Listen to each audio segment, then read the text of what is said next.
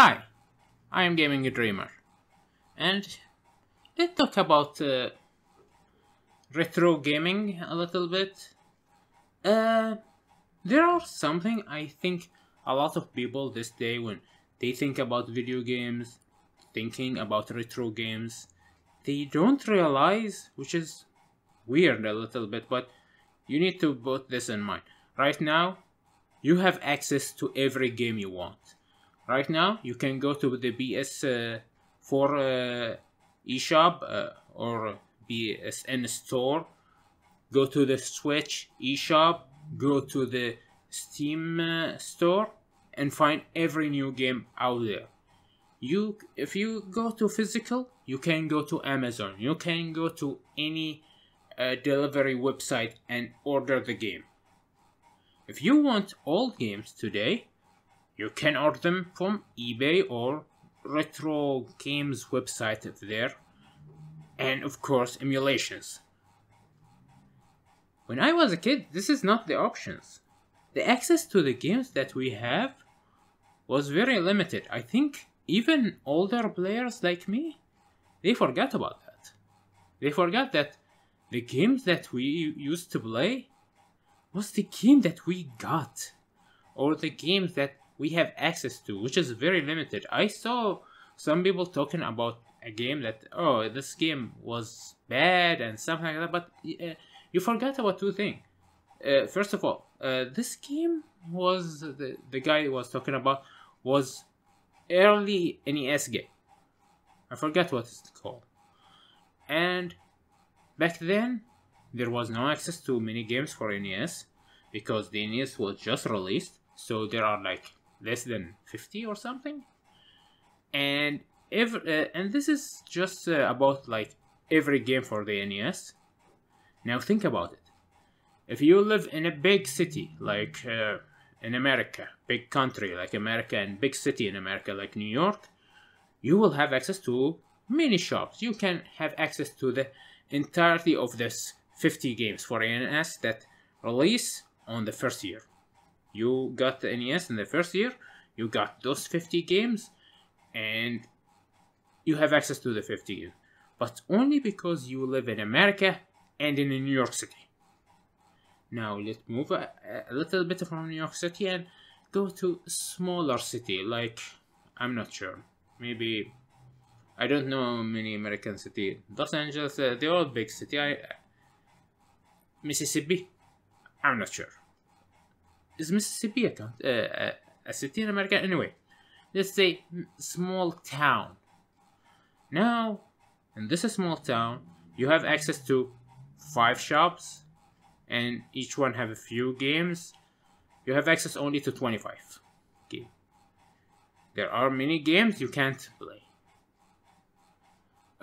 Now, let's move away from America. Let's go to small country, like my country, small country in the Middle East, and you have access to only 3 shops. As I remember, as a kid, there was only 3 places that I could get video games from when I was a kid, and 2 of them was very, very small places that have 3 or 4 games, and the other have like few other games that also that not many, and that's it. The other option is when we have someone, we'll go to the United States of Emirates, UAE, and there are bigger shop there, and maybe they will get the games. And from what I remember, every time someone go there and ask them for a game, they bring something else. Just a game, who cares? Like, I give them a list for the game, they never get it. So we have access only to what we got. At that point, when I was a kid, I was thinking like there are only 4 or 5 copies of each game. I was not sure. I didn't know there was like 10,000, 100,000 copy of these games, like printed like magazine or books and stuff like that. I was never think about video games like oh yeah, they make 5-6 games of this, 5-6 games of this. I was a kid. I just want you to remember that those games, because of that, someone maybe have got like 5 games for NES. Like you can have someone like me for not NES. I don't remember how many games I have for NES. I actually didn't have NES. I have Famicom. For Mega Drive, I remember that I have 15 games. Only 15 games. And many of them was not the games that you will think about. Most of them I forgot that I have, which one I have or not, because a long time ago. 30 years or something. So, like, one of my favorite games was Tiny Toon Sport game. A sport festival, I'm not sure about the game. And I love this game a lot. Now I see some people talk about it on YouTube. Like, there are no videos about it especially. There are like, someone like talk about it like, yeah, this silly game, who care about it? Like, really? This game was my childhood. I play it a lot. And the reason I play it a lot, because I don't have many options.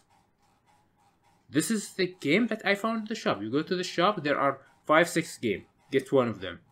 You don't have any other option. And once you get the game, especially that you are a kid and that's your allowance, you got this game, you will stick with it.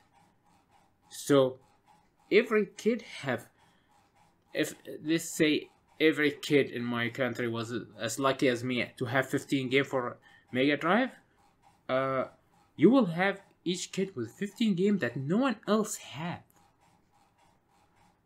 Probably there are several games that will be a little bit here and there, but most of the time, like, you have 15 games that I never see before. This guy will have 15 games I never see before, and that's normal. So when I see some people talking about old games like, oh, this is the game everyone have, this is the game everyone... No, I don't think so.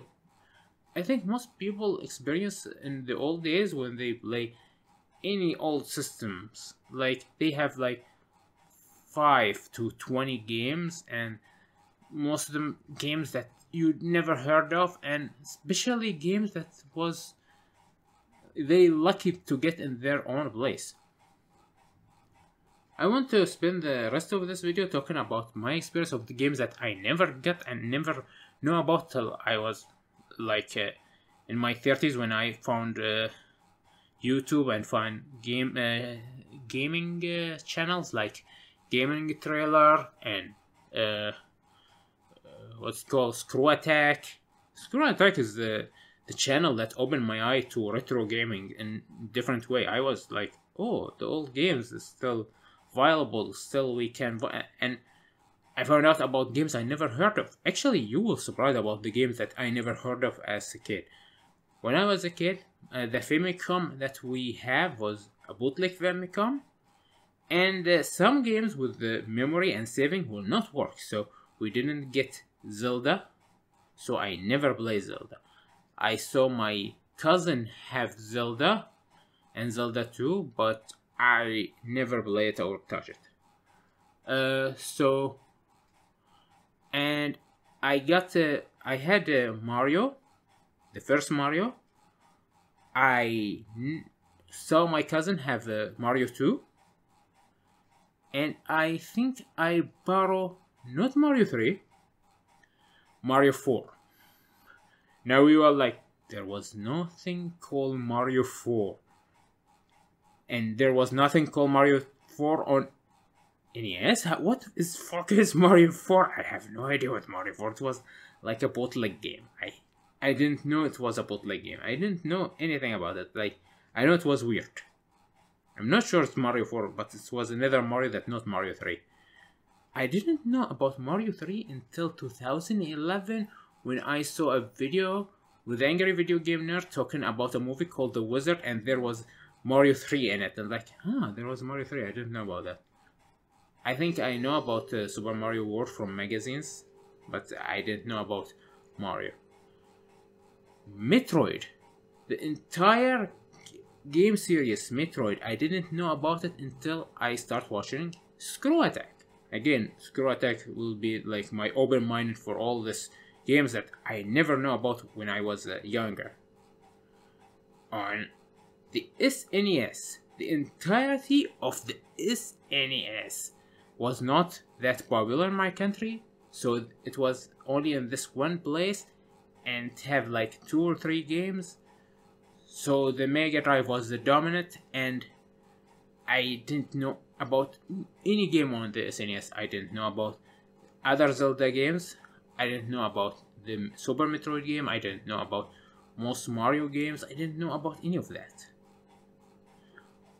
The Mega Drive, I have many games for the Mega Drive, and I don't think anything big I didn't get or know about. I have, surprisingly, when I make a list about this last year, I think it was like I have Mortal Kombat 1, 2, 3, and Ultimate. I love Mortal Kombat. I have Samurai Shodown. But yeah, this is it for SNES.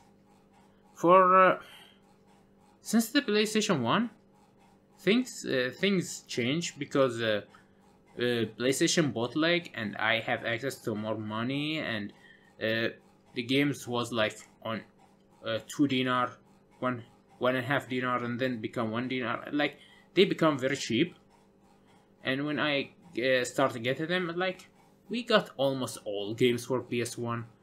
Few just I didn't know about. Same thing with PS2. Same thing with PS3, and this is it. I got a job and I can get games that I need. But when you are a kid and you have only access to these games and there are no internet, you can say all bad things you want to say about bootlegs and piracy and stuff like that. But without PS1 piracy, I don't think my generation will know anything about video games today. We will not play video games as much as we do now. I remember that I was not big into video games with in the Famicom era and in the Mega Drive era that much. I was reading books more than playing video games because I only have access to 5 or 6 games, and and this is for Famicom, and for the Mega Drive I have 15 games. I hate 10 of them. I play few of them few times, and like I will go walk. I will read a book. I'll watch the news rather than playing a video game. Like I was not that much into video games until PS1, and then when bootlegs and we can have access to games, yeah, start liking it. But then I now hate piracy games because of other reason. Maybe I'll make a video about it. Why I hate piracy. This is like future video idea, but I just want to put this in perspective that in the old days you play what you got, and what you got will be the most important game for you, and you will grow up with game like me, like a Tiny Toon Sport Festival game. That it is a small collection. It have bowling game, it have a soccer game, it have a basketball game, it have other games that I forgot about. And this game will be the most important Sega Mega Drive game, or maybe retro game you ever play as a kid. And then you will find that no one care about this game beside you, just because this is the game you were lucky to get as a kid, and no one else did. And I'm sure there are this weird game that no one else have, but you have as a kid, and it is very special for you. And no one will understand it now, because when now we play retro games, we have access to everything. Let's face it, everyone emulates old games because most of the time there are no other option, because a lot of those games you cannot get normally these days anyway. Either because they are very expensive, or because it's very hard to access the old system, or because there are not any ports on modern system, so you do not have access to a lot of them. So it's okay to emulate them, and when you emulate them, you open a launch box, big picture mode like I do, and you have access to thousands of games at once, and you have like, what to play. But in the old days, you only have 15 games if you like. So this is it. This is what I want to talk about today, and tune in for more videos. Goodbye for now.